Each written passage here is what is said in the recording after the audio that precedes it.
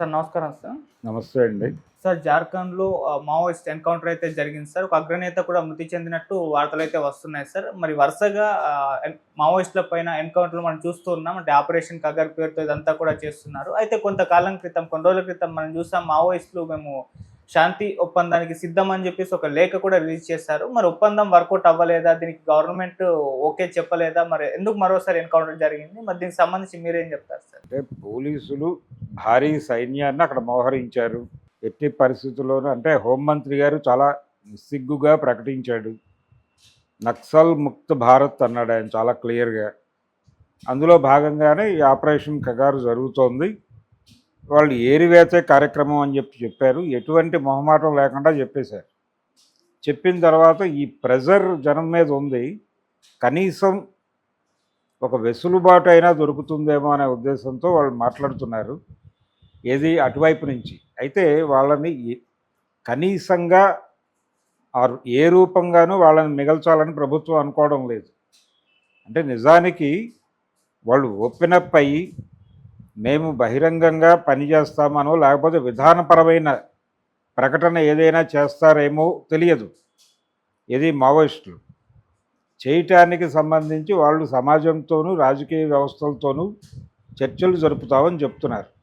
ఆ చర్చలకు నువ్వు ఎలవ్ చేయటానికి ఒక పద్ధతి ఉంటుంది. మీరు ఆయుధాలు దించండి అని మాట్లాడుతున్నారు తప్ప మేము ఆయుధాలు దించుతాం అట్లా రెండు వైపులా జరగాలి కదా. ఆయుధాలు దించడం అనేది ఒకవైపు జరగదు. ప్రభుత్వం ముందు చొరవ చూపాలి. ప్రభుత్వం వాళ్ళకి భరోసా కల్పించాలి. కల్పించినప్పుడు వాళ్ళు ధైర్యంగా ముందుకు వస్తారు. ఆ వాతావరణాన్ని కల్పించాల్సిన బాధ్యత ప్రభుత్వంది. ప్రభుత్వం ఆ బాధ్యత ఏమాత్రమూ పట్టించుకోవడం లేదు అనేది మనకు అర్థమవుతుంది. అంటే వీళ్ళు ఎట్టి పరిస్థితుల్లోనూ చర్చలను ఆమోదించే పరిస్థితుల్లో లేరు. వీళ్ళు ఏరివేతే కార్యక్రమం. వీళ్ళు వాళ్ళ వైపు నుంచి ఏం కోరుకుంటున్నారు? మేము మీకు లొంగిపోతున్నాం, లొంగుబాటు ప్రకటించండి మీరు, నేను బడ్జెట్ రిలీజ్ చేస్తాను అంటున్నాడు ఆయన చాలా ఓపెన్గా. అంటే మీరు అమ్ముడు పోండి మేము కొంటామని చాలా నిస్సిగ్గుగా అదే చెప్తున్నాడు అమిత్ షా గారు.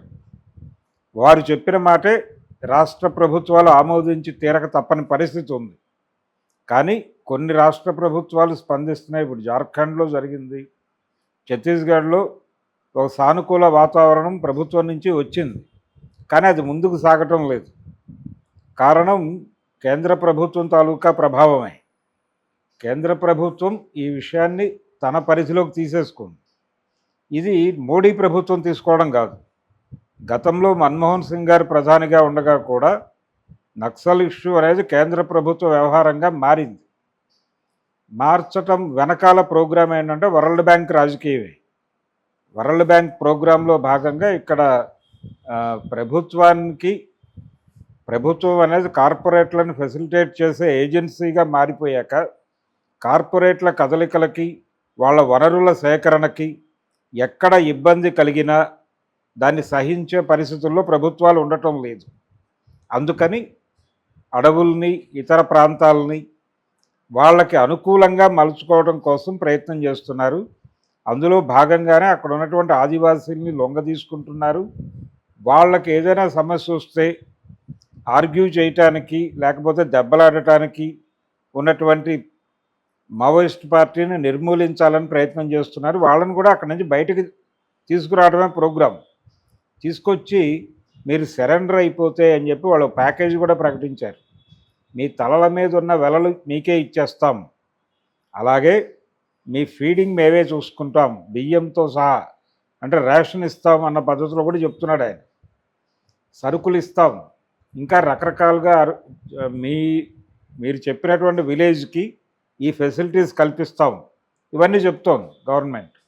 ఇన్ని చేస్తున్నప్పుడు మీరు వచ్చేయడానికి ఏమిటి సమస్య అంటే ఇవన్నీ ఇస్తారు ఓకే. ముందు అక్కడ వాళ్ళ కోరుకుంటుంది ఏంటి? చర్చలు కాదు అసలు. వాళ్ళ ఉనికి ఉండటమే ఇష్టం లేదు. ఉనికి ఉండటం ఇష్టమైతే చర్చలకు వెళ్తాడు. ఉనికి ఇష్టం లేదు కాబట్టి లొంగిపోండి అంటున్నారు. లొంగిపోండి లేకపోతే నిర్మూలించేస్తాం అంతే తప్ప చర్చలకి ఇది ప్రజాస్వామికంగా లేదు. వాళ్ళు డెమోక్రటిక్గా మాట్లాడుతున్నారు, వీళ్ళు చాలా నియంతృత్వ ధోరణిలో మాట్లాడుతున్నారు. ఇది ప్రజలకు అర్థమవుతోంది. ఇది చాలా ఓపెన్గానే ప్రజలకు అర్థమవుతోంది. ఈ ప్రభుత్వాలు నిర్బంధాన్ని ఎలా అమలు చేస్తాయి అనే దానికి సంబంధించి ఆ ప్రాంతాలకు వెడితే అర్థమవుతుంది. అక్కడికే కాదు, ఎక్కడైనా ఇప్పుడు మొత్తం దేశంలో అన్ని రాజకీయ పార్టీలని అన్ని సమూహాలని లొంగదీసుకునే ప్రయత్నంలో ఉంది భారతీయ జనతా పార్టీ. లొంగుబాటు అనేది ఒక ఫినామినాగా మార్చే ప్రయత్నం చేస్తోంది. అన్ని మతాలని లొంగదీసుకుంటోంది.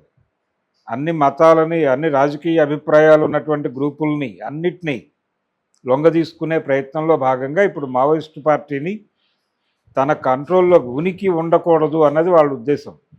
ఇప్పుడు చర్చలకు వచ్చి మేము ఆయుధాలు వాడం, కానీ మా రాజకీయాలు చెప్పుకుంటాం, మేము ఒక రాజకీయ సంస్థగా మా రాజకీయ కార్యాచరణ మార్చుకుంటున్నాం, మేము సాయుధ పోరాటం చేయాలని అనుకోవడం లేదు, సమాజంలోకి వచ్చి సమూహాల్లో పనిచేద్దాం అనుకుంటున్నాం అని చెప్పినా పని చేయించకూడదు అనుకుంటోంది ఈ ప్రభుత్వం.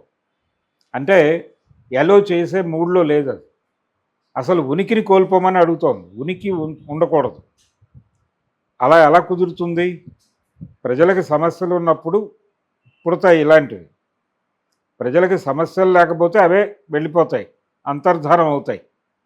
కాబట్టి సమస్యలు లేకుండా చేయటం అనేది వీళ్ళ ఉద్దేశం కాదు. సమస్యలు క్రియేట్ అయినా ఎవరూ మాట్లాడకూడదు అనేటువంటి ఒక బుల్డోజ్ చేసే తత్వంతో వ్యవహరిస్తోంది ప్రభుత్వం. అందుకనే ఒక చేత్తో క్యారెట్ ఇంకో చేత్తో బెత్తం అనేది ఇందిరాగాంధీ రోజుల నాటి పద్ధతి. ఇప్పుడు అదేం లేదు, స్ట్రైట్గా బెత్తమే. ఒక చేత్తో క్యారెట్ ఇంకో చేత్తో ఇది కాదు. ఇప్పుడు చాలామంది మాట్లాడుతున్నారు, లొంగిపోతే ఏవో చాలా ప్రకటిస్తున్నారు కదా ప్యాకేజీలు అని. ఈ ప్యాకేజీలు వాళ్ళు సరుకుగా చూస్తున్నారు. అక్కడ మావోయిస్టు పార్టీ అనే సరుకుని ఈ డబ్బులతో కొందామని మా దగ్గర బడ్జెట్ ఉందనే మాట కూడా వాడాడు ఆయన. దీనికి సంబంధించి మా దగ్గర కేటాయింపులు ఉన్నాయి కాబట్టి, అలొకేషన్స్ ఉన్నాయి కాబట్టి మీరు వచ్చి సరెండర్ అయిపోండి అని చెప్తున్నాడు ఆయన. అమిత్ షా చాలా పొగరుగా మాట్లాడుతున్నాడు ఆయన. ఆ పొగరు తత్వము అనేది స్పష్టంగా కనిపిస్తోంది. అందుకని ఎలా ముందుకు వెళ్ళాలంటే ఒక శాంతియుత వాతావరణం తీసుకురావాలని అనుకోవడం లేదు ప్రభుత్వం. పార్టీ వైపు నుంచి, మావోయిస్టు పార్టీ నుంచి వాళ్ళు ఎందుకు చర్చలు అంటున్నారు అనేది వేరే గొడవ. వాళ్ళు ఏం కోరుకుంటున్నారు? కొంత వెసులుబాటు కోరుకుంటున్నారు. ప్రజలు చాలా సఫర్ అవుతున్నారు అక్కడ. ఆ సఫర్ అవుతున్నటువంటి ప్రజలకి కొంత వెసులుబాటు కావాలని కోరుకుంటున్నారు. దానికోసం చర్చలకు వస్తామంటున్నారు. చర్చలకు వచ్చిన తర్వాత వాళ్ళు తమ పాలసీని మార్చుకున్నట్టుగా కూడా చెప్పచ్చు. ఆ అవకాశం నువ్వు కల్పించాలి కదా. వాళ్ళు మార్చుకుని ప్రజా జీవితంలోకి వచ్చి మేము పనిచేస్తామంటే నీకు అభ్యంతరం ఉండకూడదు కదా. కానీ ఆ అభ్యంతరం ఉంది వీళ్ళకి. అందుకనే ఈరోజు కూడా ఎన్కౌంటర్ చేశారు. కాబట్టి వన్ సైడెడ్గా నడుస్తోంది. ప్రభుత్వం చాలా దుర్మార్గంగా వ్యవహరిస్తోంది మావోయిస్టు పార్టీ పట్ల. వాళ్ళ ఉనికి కూడా ఉండటం ఈ ప్రభుత్వానికి ఇష్టం లేదు. వాళ్ళు ప్రజాక్షేత్రంలోకి వచ్చి ఆయుధాలు వదిలేసి తమ రాజకీయాలను చెప్పుకునే పరిస్థితి ఉండాలి. అలా వచ్చి మీరు బహిరంగ ప్రాంతంలో పనిచేయచ్చు కదా అని గత ప్రభుత్వాలు మాట్లాడేవి. ఇప్పుడు అలా మాట్లాడే మూడ్లో ప్రభుత్వాలు లేవు.